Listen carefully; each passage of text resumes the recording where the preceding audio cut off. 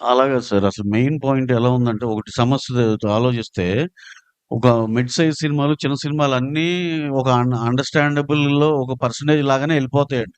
ఎందుకంటే 3 రోజులు ఫుల్ ఉండి, మండే నుంచి ఇది ఉంటే మొత్తం మీద పర్సెంటేజ్ లాగా ఎళ్తాయండి.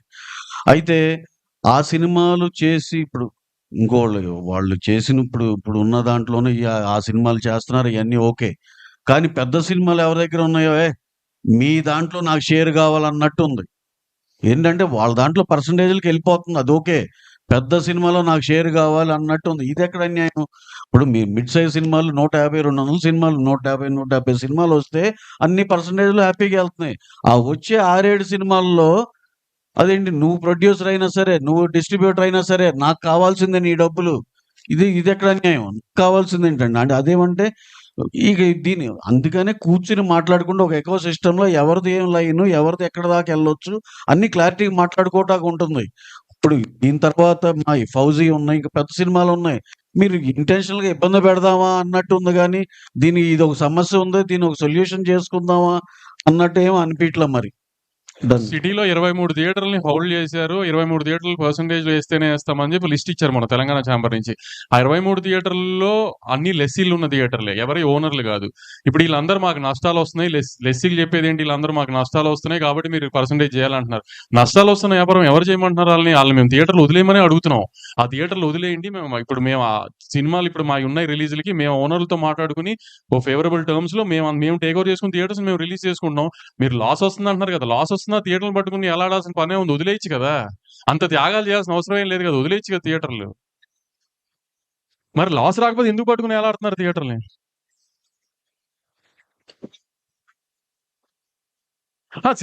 మరి సినిమాలు మానేయమని ఎవరు అనట్లేదు కదా! ఇక్కడ కూడా మేము వాళ్ళని మానేయమనట్లా. మాతో పాటు జర్నీ చేయండి. సేమ్ బోట్‌లో ఉన్నాం కాబట్టి అందరం ప్రాబ్లమ్స్‌లో ఉన్నాం కాబట్టి ఐ మీన్ యూనిలాటరల్‌గా ఏదన్నా ఒక మిడిల్ గ్రౌండ్ కూడా చేద్దాం అంటున్నాం. అంతే తప్పితే మరి ఆళ్ళు చెప్తుంది అదే కదా! మేము పర్సెంటేజ్ అయితేనే ఏస్తాం అని అలా అది చెప్పింది అదే కదా! మరి అతని కండిషన్‌గా.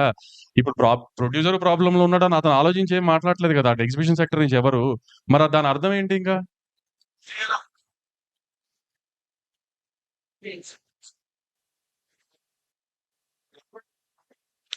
మేము యాక్చువల్లీ 15న ఈ ఎగ్జిబిషన్‌కి సంబంధించిన పర్సెంటేజ్‌కి సంబంధించిన దాంట్లో ఎగ్జిబిటర్‌లు, ప్రొడ్యూసర్‌లు, డిస్ట్రిబ్యూటర్లు కలిపి ఒక మీటింగ్ పెట్టుకున్నాం 15న. కానీ నిన్న సడెన్‌గా ఇది ప్రెస్ ముందుకు తీసుకొచ్చి ప్రెస్ మీట్ పెట్టి ఎందుకు దాన్నలా తీసుకెళ్లారో తెలీదు. సో, ఇప్పుడు వాళ్ళలా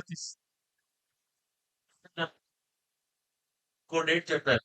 2 డేట్‌లు మీరు అవాయిడ్ చేసి మీరు ఓన్లీ ప్రొడ్యూసర్ వరకే మీటింగ్‌లు పెట్టుకుంటున్నారు. అవును. మేము ఇప్పుడు ఎగ్జిబిటర్‌లతో మీటింగ్ పెట్టాలి అనుకున్నప్పుడు, ఇంకా ఈ స్టేజ్‌కొచ్చింది కాబట్టి ఎగ్జిబిటర్‌లతో మీటింగ్ పెట్టాలనుకున్నప్పుడు, మా సైడ్ నుంచి ప్రొడ్యూసర్‌లందరికి ఏం కావాలనేది ఒక పేజ్ మీదకొచ్చిన తర్వాత కదా ఆళ్ళని కలవాలి.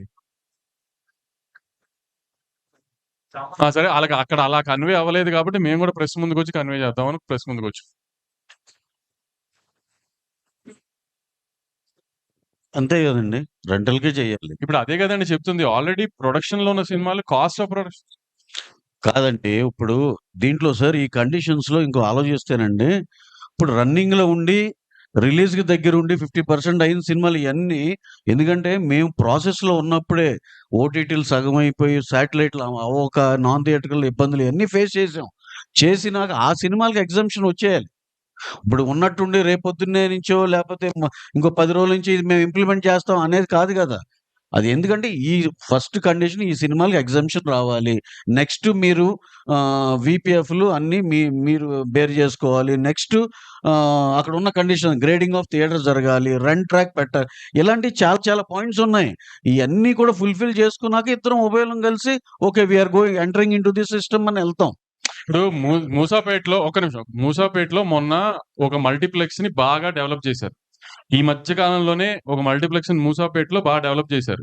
నిన్న కూర్చున్న ఒక పెద్ద ఎగ్జిబిటర్. దాని ఎదురుగుండానే మనందరికీ బాగా అలవాటైన ఒక సింగిల్ స్క్రీన్ ఉంది.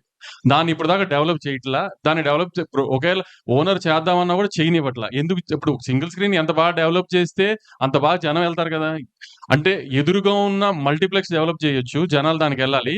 సింగిల్ స్క్రీన్స్ మాత్రం కుప్పతొట్టులో ఉండి వాసన వస్తూ ఉండాలి అంతేనా? దాన్ని డెవలప్ చేయనివ్వరా?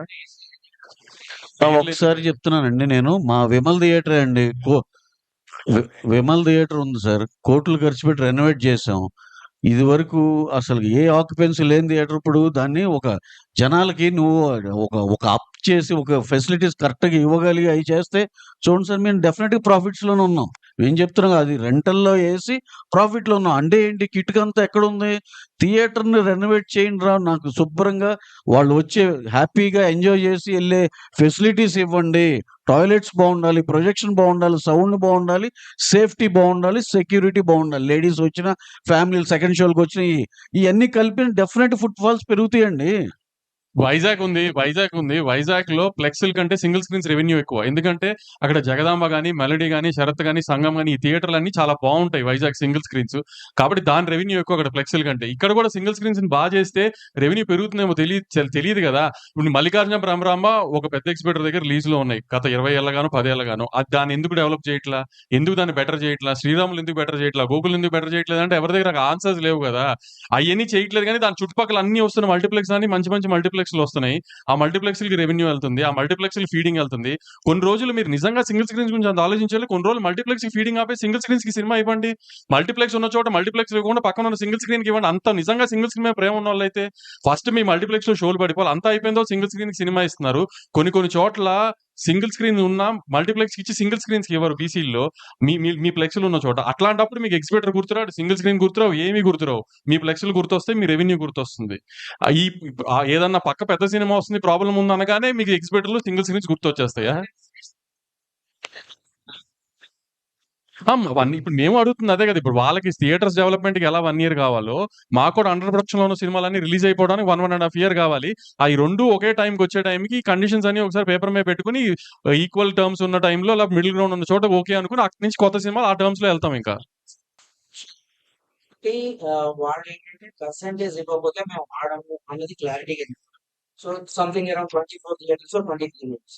ఇన్ కేస్ వాళ్ళు అదే పట్టుదల మీద ఉంటే మీ తాలూకా స్పందన ఏంటి? అంటే ఇప్పుడు ఆ 23 థియేటర్స్‌లో సినిమా అయిందంటే ఫస్ట్ ఎఫెక్ట్ అయ్యేది పెద్ది.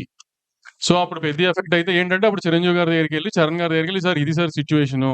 ఇట్లా లాస్ట్ మినిట్‌లో చెప్పారు. ఆల్రెడీ ప్రొడ్యూసర్ అనే ఆయన పెద్ది మీద ఒక అమౌంట్ ఆఫ్ ఎక్స్‌పెండిచర్ అయిపోయింది. సో ఇప్పుడు ఈ హిట్ తీసుకునే పొజిషన్‌లో ప్రొడ్యూసర్ లేరు. కాబట్టి ఏం చేద్దామండి అని చిరంజీవి గారిని అడగటమే ఇంక నెక్స్ట్. నిన్న వాళ్ళు ర్యాండమ్ గా ఎక్కువగా విషయం తీసుకొచ్చారు. అసలు గవర్నమెంట్ పెంచుతా ఉన్నా కూడా మేము టికెట్ రేట్లు మేమైతే పెంచం స్టేట్స్ లో. ఇది అవుట్ ఆఫ్ ద బాక్స్ వాళ్ళు తీసుకొచ్చిన సార్ అది సెకండ్ టాపిక్ అండి.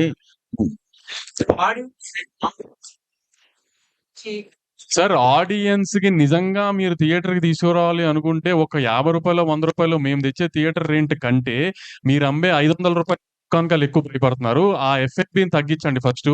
మెయిన్ ఇప్పుడు బుక్ మై షో ఓపెన్ చేయండి మీరు. టికెట్ రూ. 150, రూ. 175 మేము అమ్మేదనుకోండి. రూ. 195 అమ్ముతాం. లేకపోతే 295 అమ్ముతాం.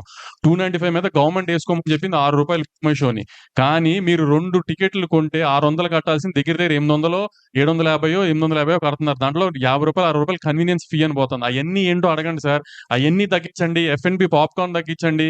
మీ కూల్ డ్రింకులు తగ్గించండి. అన్నీ తగ్గించండి. ఆటోమేటిక్‌గా జనం థియేటర్‌కొస్తారు. మేము పెట్టే రూ. 100, రూ. 50 మూలనే థియేటర్ జనం రావడం ఆగిపోలేదేమి. సార్ వంశీ గారు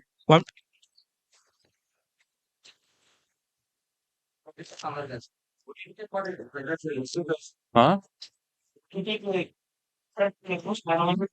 ఏవండి అది అలా అన్న వాళ్ళు ఓటీటీలో సినిమాలు అమ్మట్లేదా? ఓటీటీ సినిమాలు అమ్మట్లేదు. అక్కడ కూర్చున్న వాళ్ళంతా ఓటీటీ సినిమా అమ్ముకుని డైరెక్ట్ థియేటర్‌కే ఇస్తున్నారు వాళ్ళు. ఆ.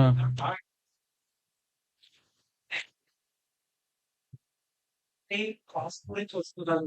మీరు చెప్పిన టైం బౌండ్ ప్రోగ్రామ్ అంతా అగ్రీడ్. మీరు ఆల్రెడీ రెమ్యూనరేషన్ అంతా అగ్రీడ్.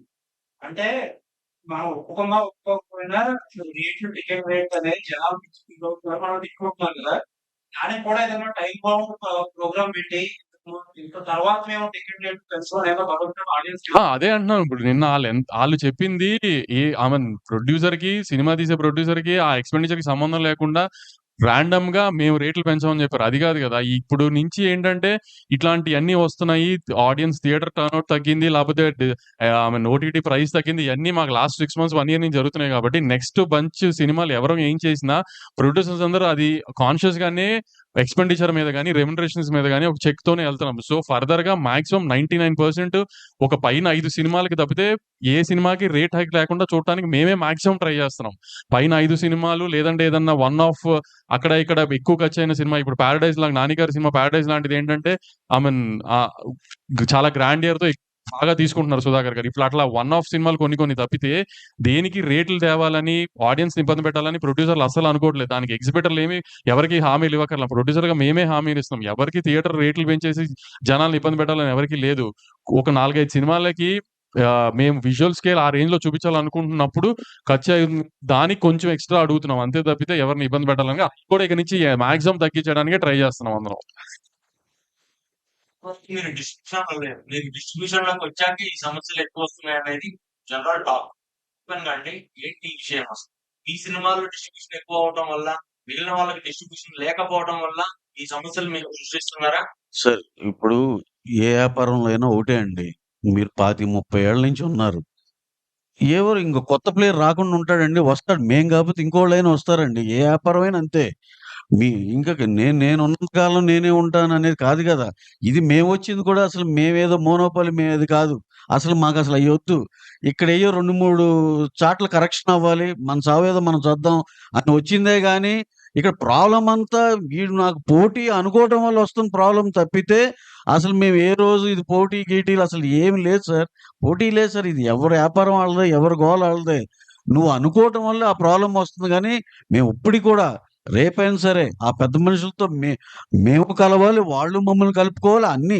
ఇయన్నీ జరిగితేనే ఒక రకంగా సినిమాలన్నీ బ్రహ్మాండంగా జరిగాయి సార్. అంతేగాని ఇంకా ఇక్కడ కొత్తోళ్ళొచ్చారు, వీళ్ళని తీసేయాలి, తొలగించేయాలి అలాంటివి ఉండవండి. ఇప్పుడు ఏ బిజినెస్‌లో అయినా సరే నేను ఒక రెస్టారెంట్ పెట్టానండి. ఒక 3 నెలలు సాగలా. ఇంకో నెలలు ట్రై చేస్తా.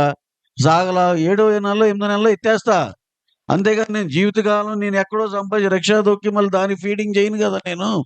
అలాగే మీరు థర్డ్ పార్టీ బిజినెస్ లెస్సీగా చేసినప్పుడు థియేటర్ ఓనర్స్ సఫర్ అవుతున్న కాదు.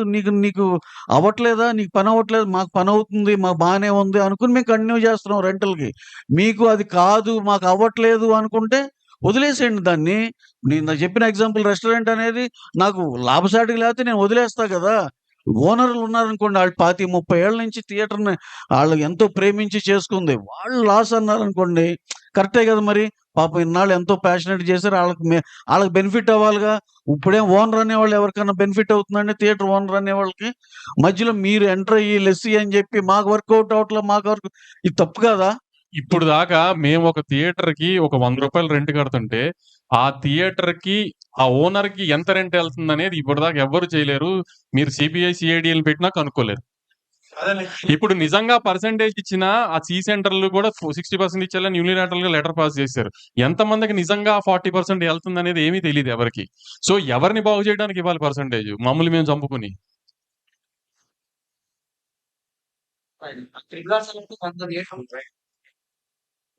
కాదు సార్ కాదండి.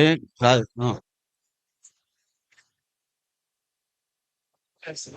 వీడియో లేని సినిమాలకు వచ్చేసరికి పర్సెంటేజ్ అంటున్నారు. ఇలా 2 వచ్చు అనేది వాళ్ళ సార్ పెద్ద సినిమా, చిన్న సినిమాని ఎవరు డిస్ప్యూట్ చేయట్లేదు సార్.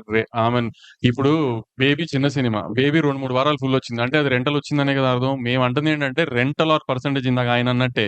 పెద్ద సినిమా అవనివ్వండి, చిన్న సినిమా అవనివ్వండి, మిడ్ రేంజ్ సినిమా అవనివ్వండి. Rental or percentage. Rent workout అయితే రెంట్, పర్సెంటేజ్ వర్కౌట్ అయితే పర్సెంటేజ్.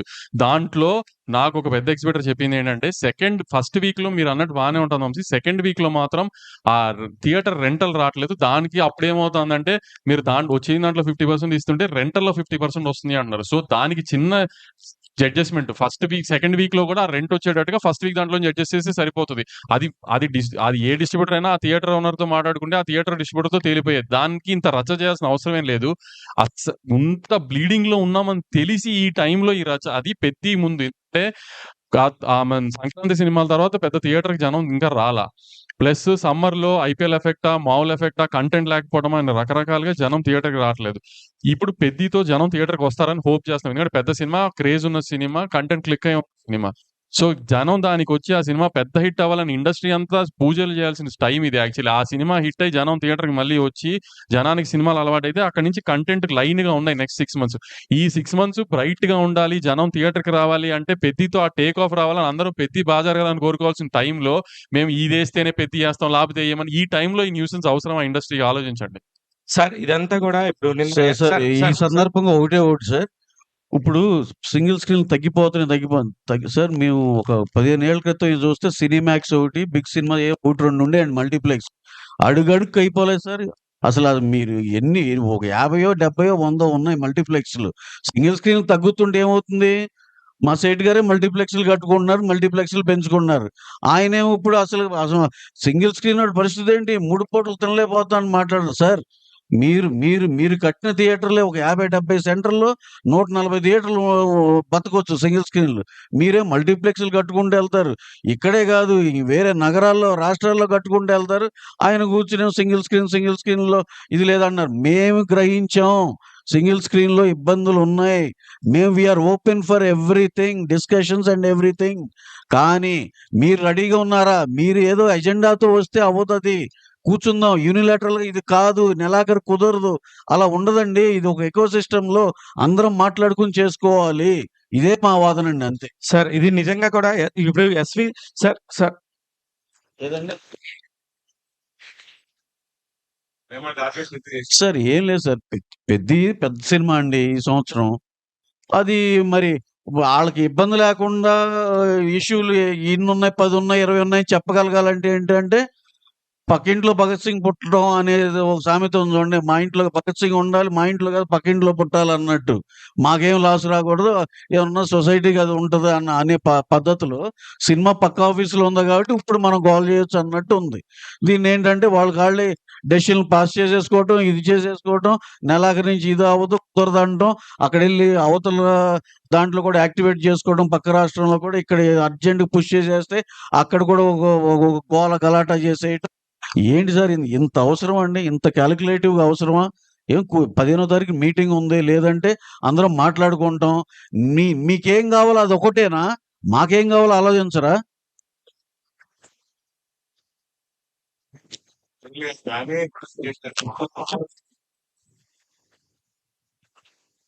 అదే మాకు ఏం అర్థం కాదు. పర్సెంటేజ్ మాత్రం ఇమ్మీడియేట్‌గా పెద్ది నుంచి కావాలంటున్నారు. మేము అడిగే థియేటర్స్ డెవలప్‌మెంట్ ఇప్పుడు సింగిల్ స్క్రీన్స్ ఏదైతే మీరు ప్రాబ్లమ్ అంటున్నారో అయన్నీ డెవలప్ చేయండి. మల్టీప్లెక్స్ 55%, 53% అంటే మీరు 60% కావాలంటున్నారు. సో, ఆ క్వాలిటీ ఇవ్వండి. దాన్ని బట్టి మాట్లాడదాం అంటే రెనోవేషన్‌కి టైం పడుతుందంటున్నారు. రెనోవేషన్‌కి టైం పట్టినా పర్లేదు గానీ రెనోవేషన్‌కి మీకు టైం పడుతుందో మాకు పరిస్థితి చెప్పే టైం పడుతుంది. ఎందుకంటే మాకు అండర్ ప్రొడక్షన్ సినిమాలు కాస్ట్ ప్రొడక్షన్ సార్ వంశీ గారు అండ్ రవి గారు ఇప్పుడు ఇది బయట చూస్తున్న వాళ్ళందరికీ కూడా కొత్తగా ఎస్విసి అండ్ ఏషియన్ ఫిలిమ్స్ వాళ్ళు ఒకటైపోయి, మైత్రి వాళ్ళు సితారా వాళ్ళు ఒకటైపోయారు. వీళ్ళిద్దరి మధ్య జరుగుతున్న ఇది వారు దీనికి సంబంధించి అన్నట్టుగా బయట ప్రొజెక్ట్ అవుతుంది సార్. ఛీ! ఇది ఛీ! ఛీ! అంటే కాదు నిజంగా అసలు సితారాకి ఒక థియేటర్ లేదు. సితారాతో వార్ ఎందుకు?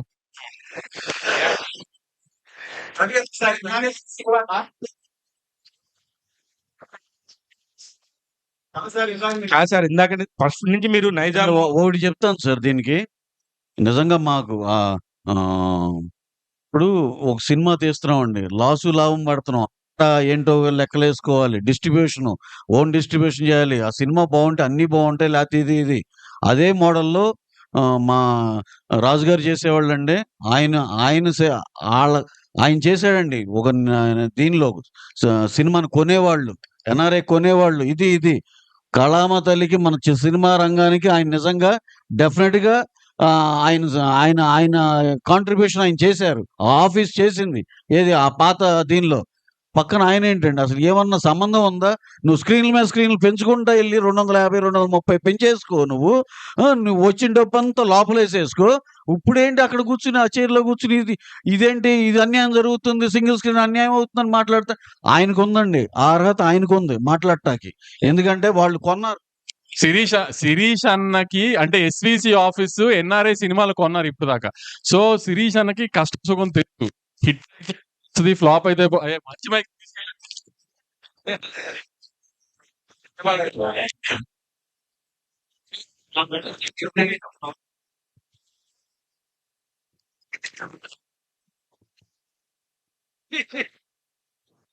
శిరీష్ అన్నకి ఆ కష్టం తెలుసు. పక్కన ఉన్న ఇంకొక ఆమె 300 స్క్రీన్లు ఉన్న కష్టాల్లో ఉన్న ఎగ్జిబిటర్ కి ఈ కష్టాలు తెలియకపోయినా ఇవన్నీ చెప్తున్నారని రవణ్ ఉద్దేశం. అంటే శిరీష్ యాక్చువల్లీ నిజంగా తెలుసు. ఎందుకంటే ఇప్పుడు పెద్ద పెద్ద హిట్ సినిమాలు ఎలా చేశారో అంత పెద్ద ఫ్లాప్ సినిమాలు కూడా చేశారు. సో ఆయనకి పెయిన్ తెలుసు. సో ఆయన బ్యాలెన్స్ అవుట్ చేస్తానికి ట్రై, కానీ ఆయన మరి ఎందుకు నిన్నంత ఆమె అవసరం లేని నిన్న కూర్చుని మాట్లాడుతూ అయిపోయేదానికి అదంత జరిగింది. ప్లస్ మీరు తిరురాజు గారు చేశారు. ఎందుకు మళ్ళీ ఇటు మైత్రికి మారాల్సి వస్తుందంటే ఏంటి రోజు ఒకటే రెస్టారెంట్ లో తినాం కదా, అప్పుడప్పుడు మారుతాం కదా. అలానే మూడు వచ్చింది, మారాలనిపించింది, మారాను అంతే. అది మీరు రాజు గారిని శిరీష్ అన్నని అడగాలి, అది నాకు తెలియదు కదా.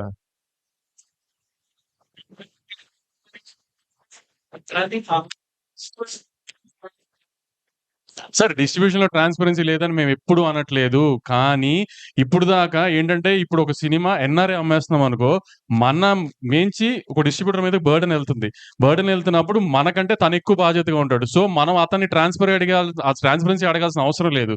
కానీ ఇప్పుడు పర్సంటేజ్కి వచ్చేసింది అనుకోండి, ఫర్ సపోజ్ ఇప్పుడు వాళ్ళందరూ చెప్పినట్టు యూఎస్ లో ఉంది కదా, కర్ణాటకలో ఉంది కదా, ఈ అన్నిటిలో రెంట్ ట్రాక్ ఉంది, లేకపోతే మాకు సిస్టమ్ తెలుస్తుంది రెంట్ ట్రాక్ యూఎస్ లో మీ అందరికి తెలిసినట్టు. సో అట్లానే మాకు ఇప్పుడు పర్సంటేజ్ మీదకి వెళ్తుంది కాబట్టి మీరు అన్నట్టు ఫుట్ ఫాల్ పెరిగినా, థియేటర్స్ వాళ్ళు బాగుపడుతున్నా, అన్ని జరిగినా మాకు ఆ రెవెన్యూ సైడ్ ఎంత పెరిగిందో తెలియాలి. కాబట్టి మాకు ఆ ట్రాన్స్పరెన్సీ కోసం రెంట్ ట్రాక్ కావాలి అంటున్నాం. ఇప్పుడు దాకా ఏంటంటే మరి పర్సంటేజ్ వచ్చిందో అది వేరు, రెంటల్లో ఉన్నప్పుడు వేరు కదా. రెంటల్లో ఉన్నప్పుడు డిస్ట్రిబ్యూటర్ రిస్క్ ఎక్కువ కదా. అదే మేము అదే అంటున్నాం, అవన్నీ మీరు తెచ్చేస్తే అంత తొందరగా కుదిరితే అంత తొందరగా, అప్పుడు మేము ఇవన్నీ కూడా కూర్చొని ఎక్కడ టేబుల్ సాల్వ్ చేసుకుని ఎలా చేద్దాం. సార్ ఇవన్నీ ప్రాబ్లం ఏం కాదు సార్. దేనికి రోడ్ బ్లాక్ కాదండి. ఏది అది తేలేదు కాబట్టి ఇది చేయలేదు. ఈ రోడ్ బ్లాక్లు కాదండి, which is pretty much achievable. Definite గా ఒక టైం ఫ్రేమ్ లో ఆ థియేటర్ లో ఆ ఫెసిలిటీ పెట్టుకోవచ్చు, అది అందరికి కాన్ఫిడెన్స్ ఇవ్వచ్చు హ్యాపీగా. ఇప్పుడు మేము sir point number 1, we are not against percentages. కాకపోతే కొన్ని చేసుకుంటే అవి ఎఫెక్టివ్ గా ఆ సిస్టమ్ రన్ అవుద్ది. అంతేగాని యూనిలాటరల్ గా సాయంత్రం రేపు పొద్దునేకి లేకపోతే ఈ నెలాఖరు చేసేయాలి, అది తప్పు. అలాగే ఈ ప్రాసెస్ లో ఉన్న సినిమాలన్నీ బయటికి రావాలి. ఈ లోపల అది దానికి అప్లై అవ్వదు. ఏ గవర్నమెంట్ జీవోల్లో కానీ అన్నిట్లో కూడా ఉంటాయి కదా సార్. ఏదన్నా ఇప్పుడు ఈ రన్నింగ్ లో ఉన్న దానికి అప్లికబుల్ కాదు, పలానా డేట్ నుంచి అప్లికబుల్, ప్రతి దాంట్లో ఉండేదే. ఇంత సింపుల్ గా ఉన్నాం సార్. ఈ అన్నిటికి మేము మీరు అడిగేదానికి డిస్కషన్ ఓపెన్. ఇలాంటి సిస్టమ్ ఇవన్నీ కూడా మీ సైడ్ నుంచి ఇవ్వండి, మా సైడ్ నుంచి ఇది హ్యాపీగా దీన్ని బ్రహ్మాండమైన సిస్టమ్ గా రన్ చేసుకుందాం అంటున్నాం. మేము ఎవరితో మొండిగా ఏమి లేము. సార్ సతీష్ గారు ఒక్క క్వశ్చన్. సతీష్ గారు చెప్పండి. సతీష్ గారు చెప్పండి. థియేటర్ ఓనర్ల దగ్గర ఉన్నారు కదా, వాళ్ళు కరోనా తర్వాత ఓనర్స్ కి రెంట్ ఇవ్వలేదు చాలా మందికి. కొంతమంది థియేటర్ ఓనర్స్ మీరు కనుక అనుకుంటే తెలుస్తుంది. అదేమంటే ఏ కమిషన్ లేవు, థియేటర్ మూతపడ్డారు. కాంట్రాక్ట్ తీసుకుని లాభం. మేము చెప్పేది అదేనండి. మేమేమన్నా చేస్తే అది నిజంగా థియేటర్ ఓనర్ దాకా వెళ్తుందో లేదో తెలీదు. ఇప్పుడు థియేటర్ ఓనర్లకి ప్రాబ్లం ఉందో లేదో తెలియదు మాకు. థియేటర్ ఓనర్కి నిజంగా ప్రాబ్లం ఉండి వాళ్ళు చేయమంటే మేము వాళ్ళతో డైరెక్ట్ గా చేస్తాం. లేదు మీకు మధ్యలో ఉన్న లెస్సీలకి ప్రాబ్లంగా ఉంది అంటే లెస్సీలు బాగు చేయడానికి సినిమాలు తీయలేం కదండి. థియేటర్ ఓనర్లు అంటారా, నిజంగా కష్టపడి వాళ్ళ స్థలాలు, వాళ్ళకి ఎంతో 100 కోట్ల స్థలాలు, వాళ్ళు అవన్నీ కమర్షియలైజ్ చేయకుండా థియేటర్ కట్టి మన కోసం ఉంచుతున్నారు. సో వాళ్ళ కోసం ఏమైనా చేయొచ్చు. ఇప్పుడు వాళ్ళకి నిజంగా ఇబ్బంది ఉంది, అసలు వాళ్ళకి ఎంత వెళ్తుంది, వాళ్ళ పరిస్థితులు ఏంటి, మా ఎవరికి ఏం తెలియదు. మధ్యలో ఉన్న లెస్సీలే మాట్లాడుతున్నారు. ఈ లెస్సీల్ని బాగు చేయడానికి, లెస్సీలకి లాస్ వస్తుంది కదా అని పర్సంటేజ్లు ఇవ్వండి. లెస్సీల్ని బాగు చేయడానికి సినిమాలు తీయలేం కదండి.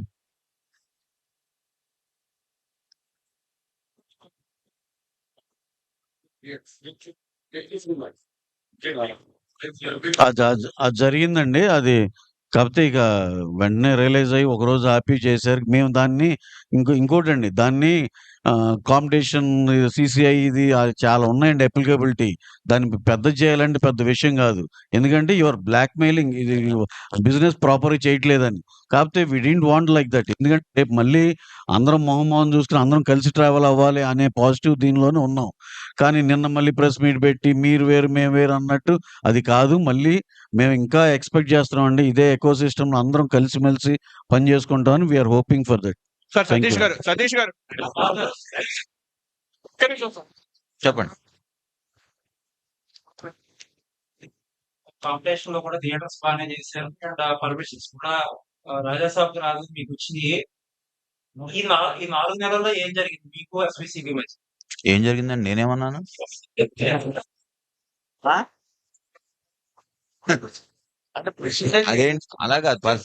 ఇక్కడ పాయింట్ ఎజెండా వేరు కదండి. రేషన్ సబ్జెక్ట్స్ కి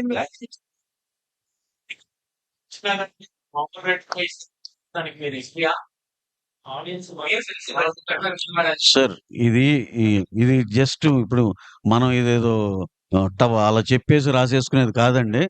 ఫర్ ఎగ్జాంపుల్ ఓకే, ఇప్పుడు మేము అడిగేది ఏంటి, సంవత్సరానికి 3-4 సినిమాల్లో ఇంత మేము జిఎస్టీతో సహా చూపిస్తామండి.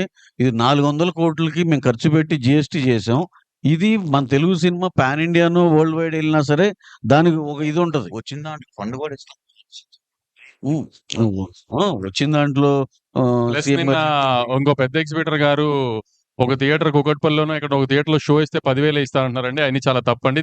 కుకట్పల్లిలో మాక్సిమం ఫ్యాన్ షోలు వేసింది మా ద్వారానే వేసారండి. బాలకృష్ణ గారి అయినా, ఎన్టీఆర్ గారి అయినా, ప్రభాస్ గారి ఇన్ని చాలా సినిమాలకి మేము వేసామండి. RRR కానీ వీటికి కానీ ఒక్క కుకట్పల్లిలో ఒక థియేటర్ కి కొంచెం సెంటిమెంట్ ఉందని చెప్పి ₹1,00,000 రెంట్ కట్టి వాళ్ళకి 20% 25% టికెట్లు ఇచ్చి పోలీస్ పర్మిషన్ డబ్బులు కట్టి షోలు వేసిన రోజులు ఉన్నాయండి. పాప మా ఎగ్జిబిటర్ గారికి తెలియదేమో కానీ 10,000కి ఏ రోజు ఎక్కడ స్పెషల్ షో వేయనివ్వలేదండి ఏ థియేటర్. ఆయన కొంచెం దయచేసి చెప్పండి ఈ విషయం. మీరేమో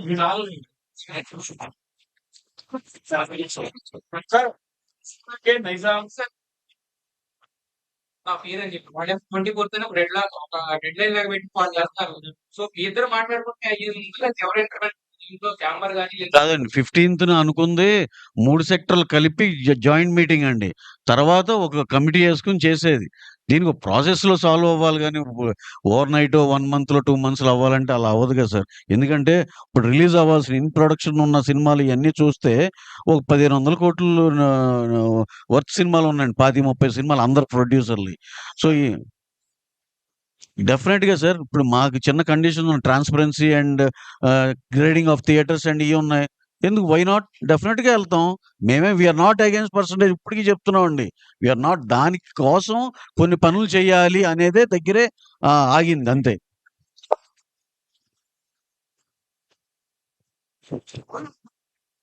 సార్ మేమైతే చాలా వి ఆర్ వెరీ క్లియర్ అండి. మా కండిషన్స్ మాకున్నాయి. ఆ కండిషన్స్‌లో ఏసేవాళ్ళందరికీ డెఫినెట్‌గా మేము ఎటువంటి ఇబ్బంది లేకుండా సినిమా ఇస్తున్నామండి. కాదు, కూడదు మేము ఇలాగే అంటే గనుక మళ్ళీ again that is a debatable thing. అలాగే ఇండస్ట్రీ పెద్దలు చాలా మంది ఉన్నారు. అటు సైడ్ ఉన్నారు, ఇటు సైడ్ ఉన్నారు. అందరికెళ్ళి ఏంటి అనేది చెప్తారు. సాల్వ్ చేస్తూ సంస్థల మధ్య పోటీ కానీ అనారోగ్యకరమైన సిచ్యువేషన్ రావడం అంటే అడ్రస్ చేయాలంటే చాలా కానీ పాలిట్ చేయాలి.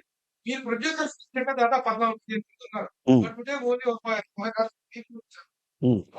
కోఆర్డినేటెడ్ అంటే ఇదేం గిల్డ్ మీటింగ్ కాదండి. ఎవరైతే ఈ ప్రాసెస్‌లో సినిమాలు ఎవరున్నాయో ఆళ్ళ వరకు వచ్చిందే గానీ ఇదేం గిల్డ్ మీటింగ్ కాదండి.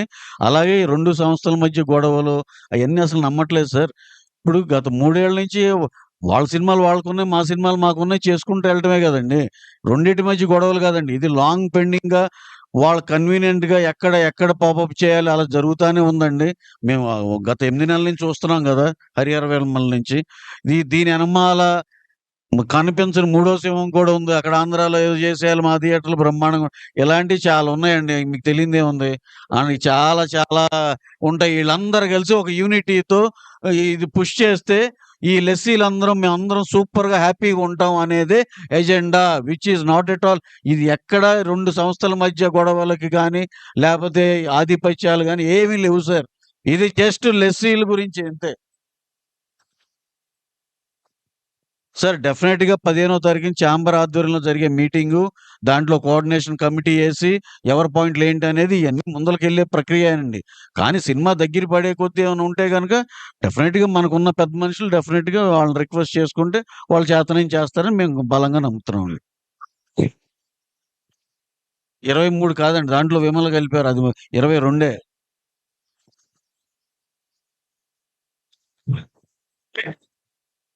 ఏముండదు సార్. అన్నీ స్మూత్‌గానే అవుతాయండి. ఎంత ఈ టైం మ్యాటర్ ఆఫ్ టైమ్ అంతే. అన్నీ బ్రహ్మాండంగా జరుగుతాయండి. డెఫినిట్‌గా అదేంటంటే మరి అదో పెద్ద వేరే సబ్జెక్ట్ అండి. ఆళ్ళొచ్చి మళ్ళీ సినిమాలు తెచ్చుకొని ఆళ్ళకంత టైం లేదు. ఓ డాక్టర్ గారిది థియేటర్ ఉంటది. ఒక రకరకాల